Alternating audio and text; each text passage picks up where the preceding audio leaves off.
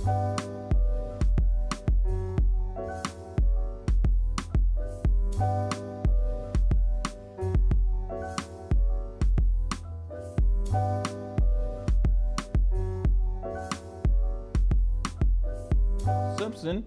he's with the Charlotte Boxing Academy. How you doing there, Coach Simpson? Doing fine, sir. Glad to be here. Glad to have you here. Tell us a little bit about the Charlotte Boxing Academy. The Charlotte Boxing Academy has been in existence for the last probably 25, 35 years.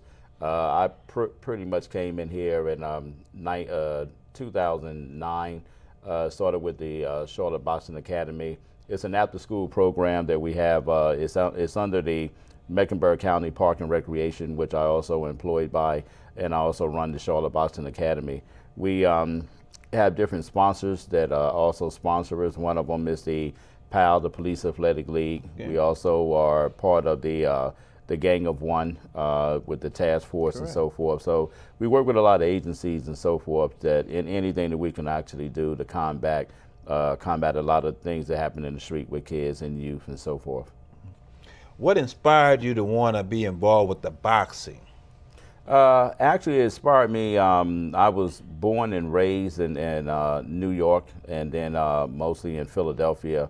During that period of time, I was, as a youth, getting into trouble and so forth and everything. So I had an officer that actually lived on the same street, a couple of doors down from where we stayed at.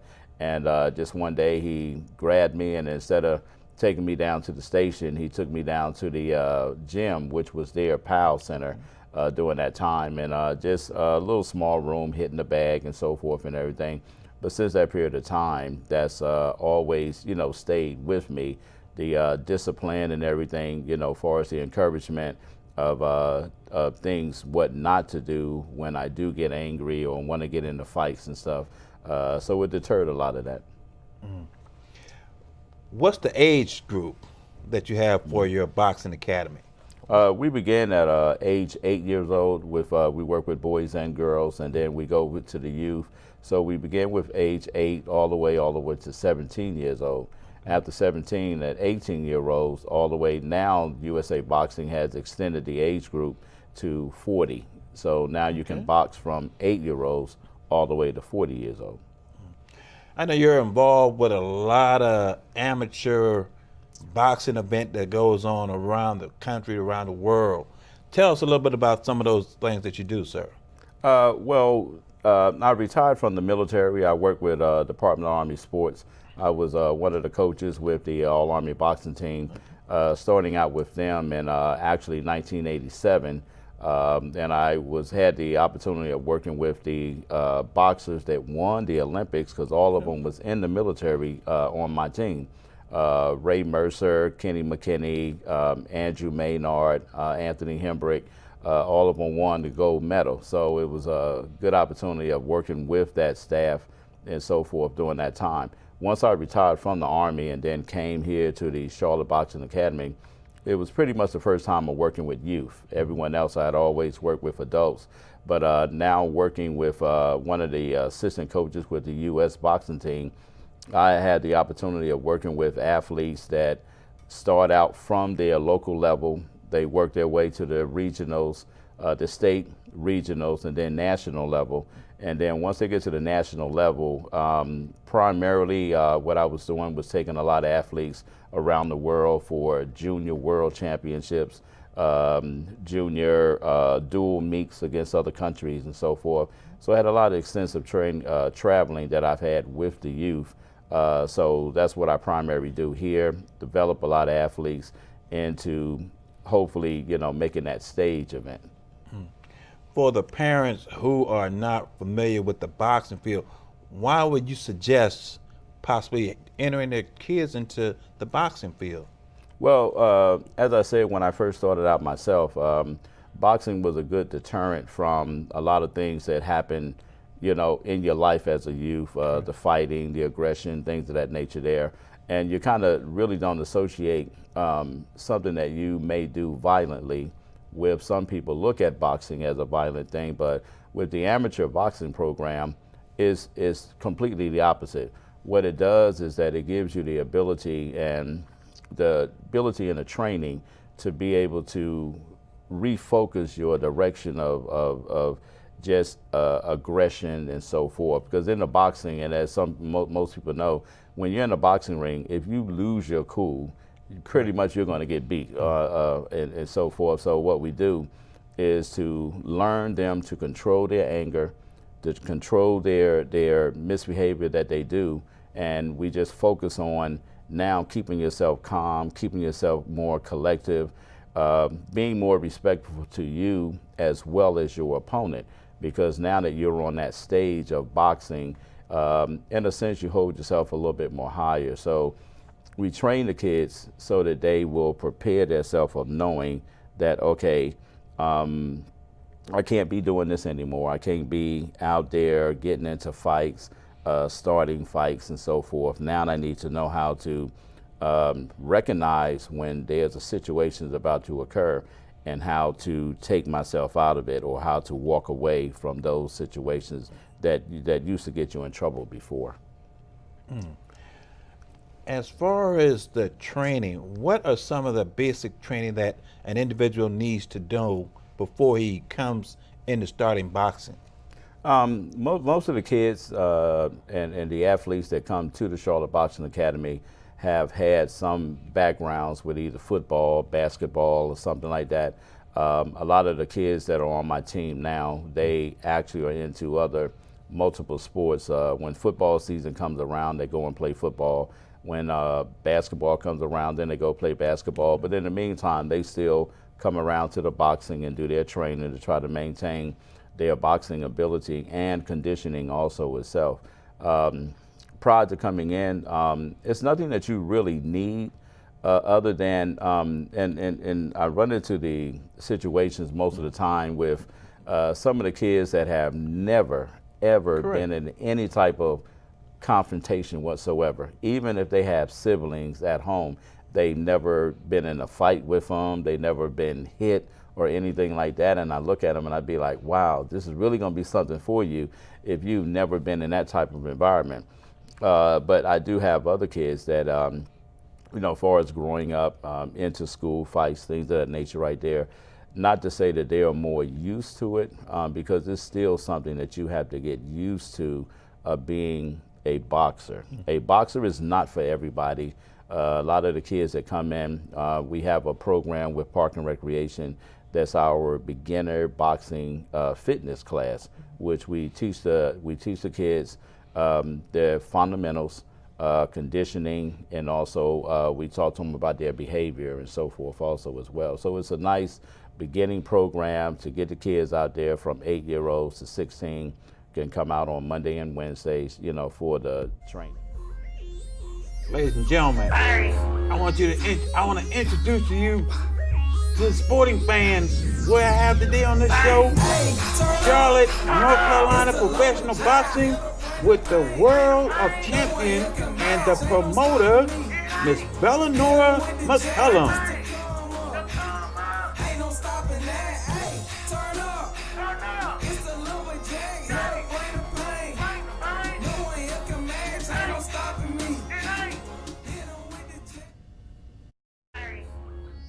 Good evening, ladies and gentlemen. Welcome to another exciting episode of the Paul Brown Show. This evening, my guest will be no one other than the Charlotte professional boxing promoter, Miss Bellonora McCallum. How you doing now, Miss McCallum? I'm good. Thank you so much for having me. Oh, world of champion boxing. Tell us a little bit about McCallum. Tell us about Bellonora.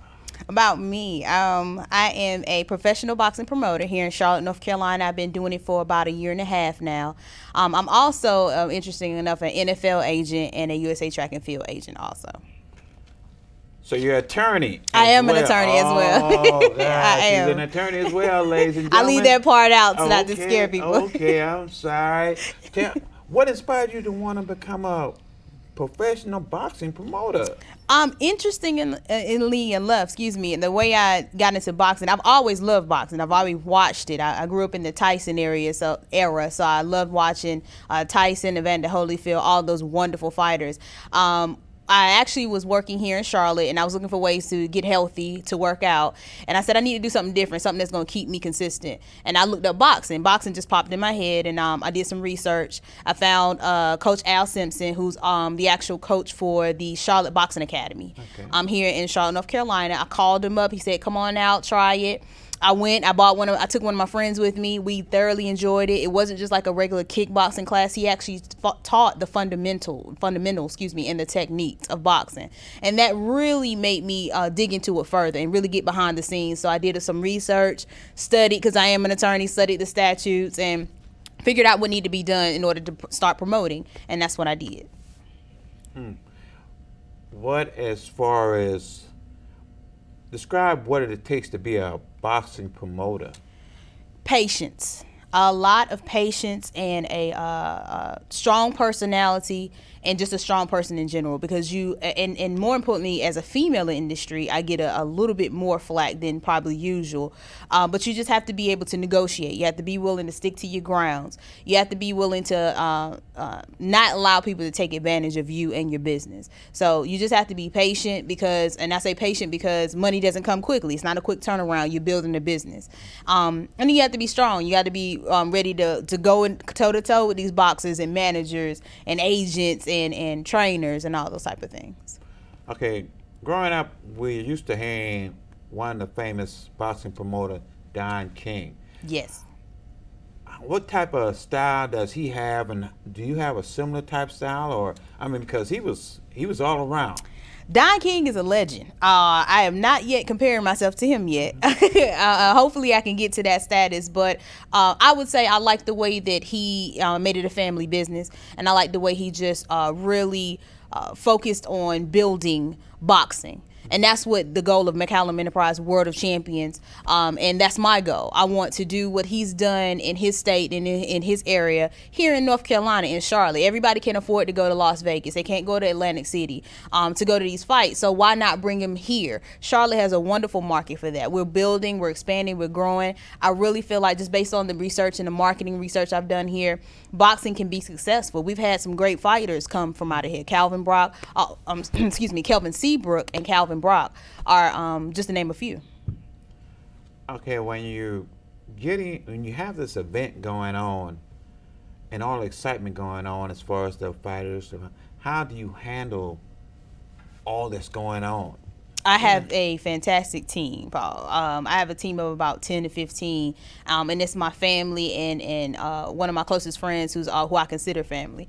They really keep things going behind the scenes, and I'm still not at a point they want me to actually sit down and enjoy the show and kind of meet and greet with folks that come, but I'm still not at that point where I'm ready to sit down. They are working to help me do that, but they keep the show oiling. I have folks that deal with my concessions, that do the front door tickets. I handle usually the boxes in the back, ring girls. It's a team of 10 to 15 that really keeps everything going. The planning process of having a professional boxing match, what's the estimated time, and what all does it consist of? Where World of Champions is doing it in probably a 2 months time, month and a half, 2 months time. But we're still doing small shows. Eventually, when you get to that larger scale, it will be planned in 3 to 4 months ahead of time, so you can do that adequate marketing. But for the level that we have and the number of people that we have coming, we do at least a month and a half to 2 months in advance.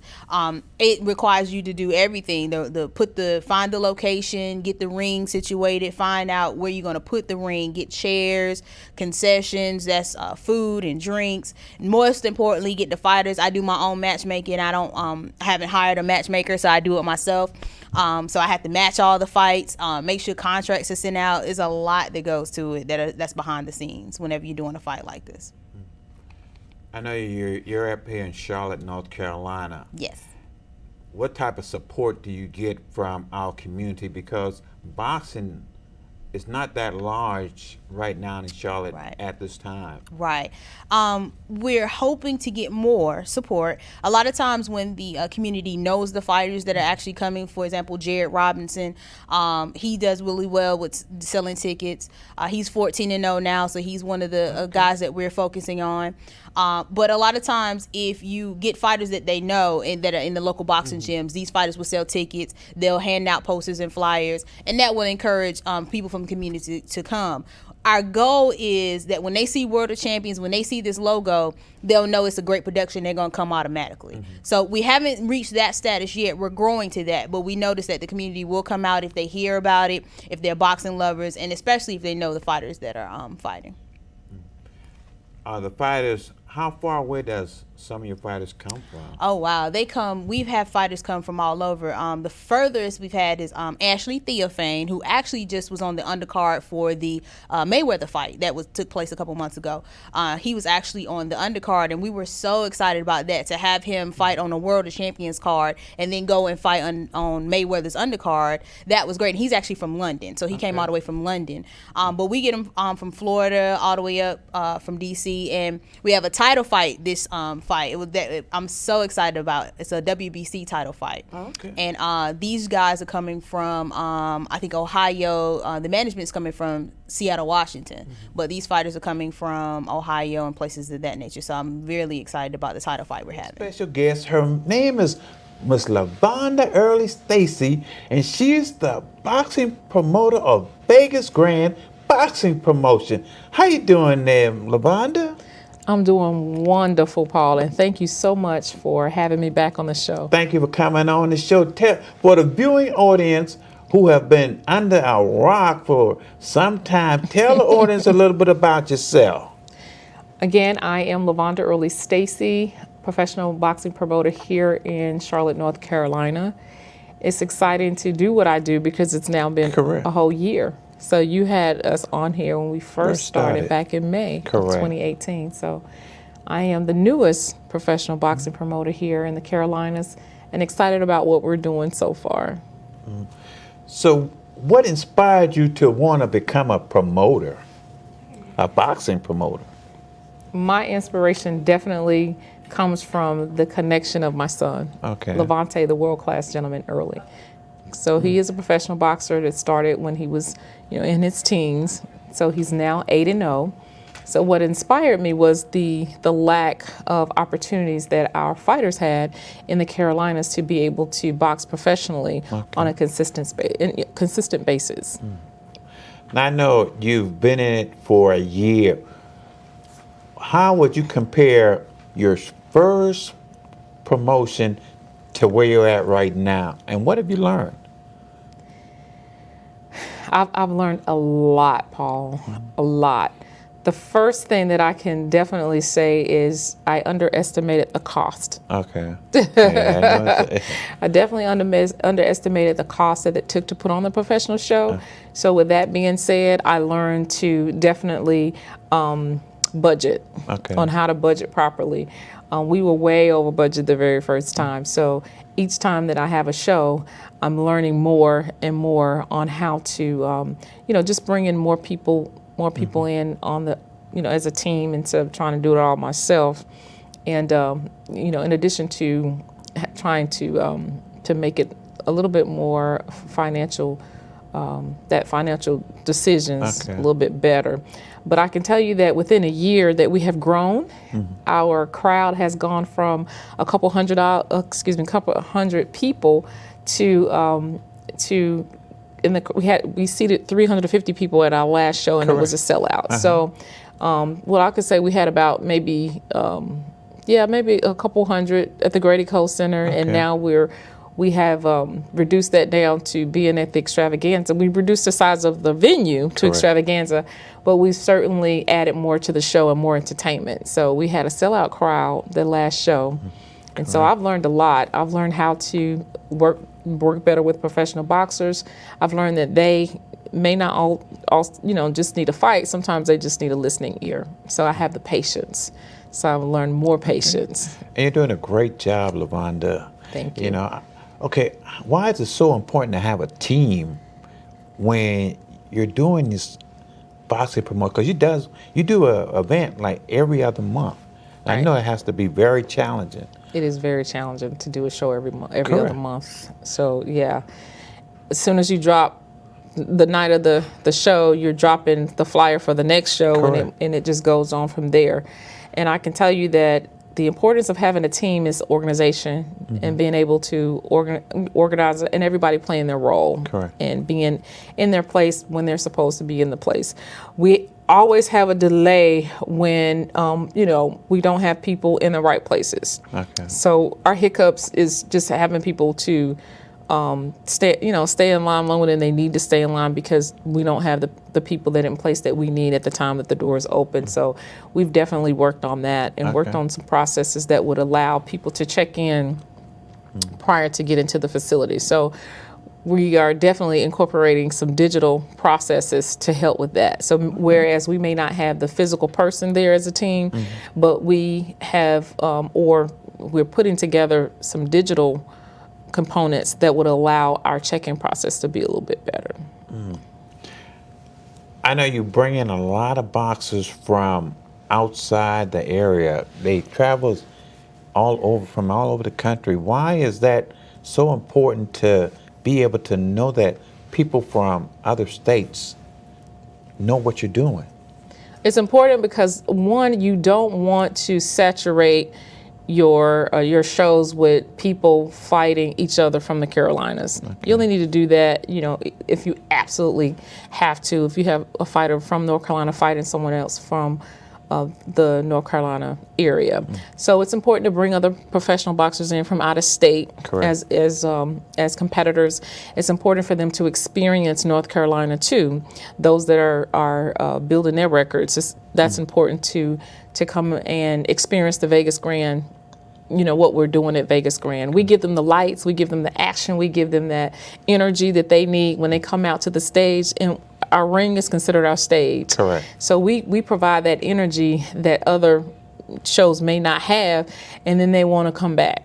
So it's important for us to always market to the out-of-state fighters and bring them here to compete with our boxers here in North Carolina as well as South Carolina, because we have promoters.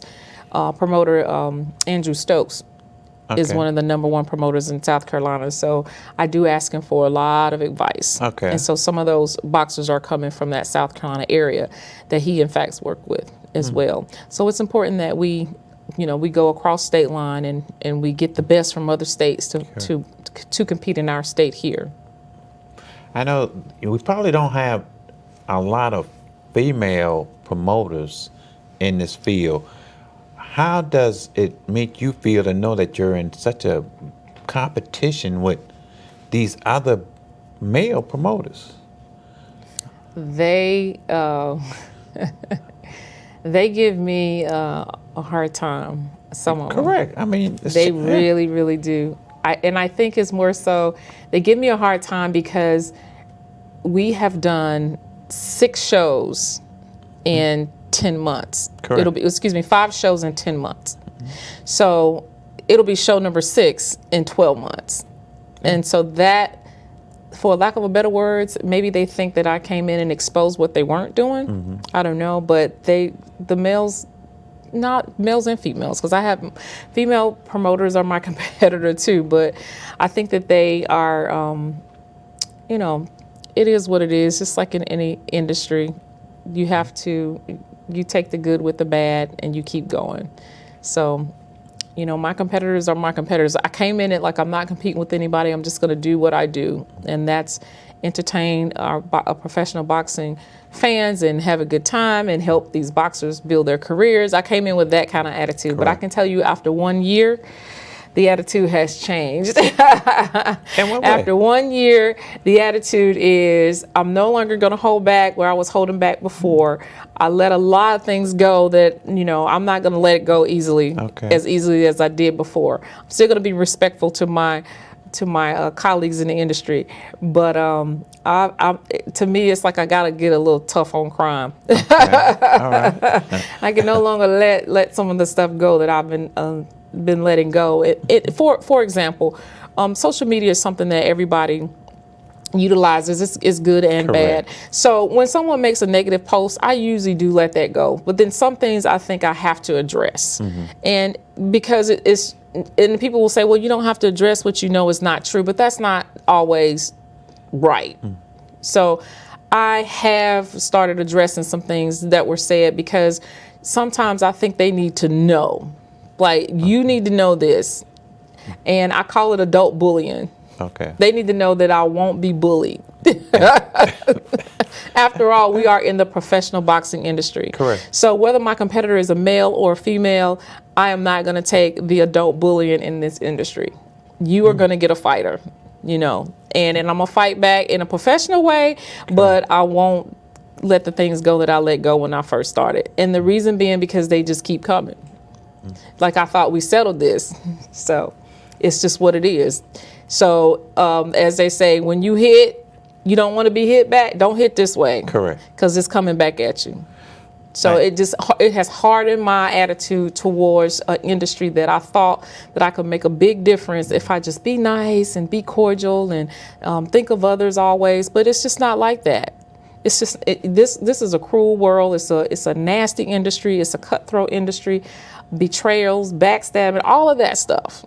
So what I can tell you is that because, you know, I love the Lord, I'm a Christian, but even Jesus got upset and turned the table over in the synagogue. So even he got upset and angry. Like, what are you guys doing? So I'm going to control my anger, but at the same time, I'm telling you, I won't be bullied.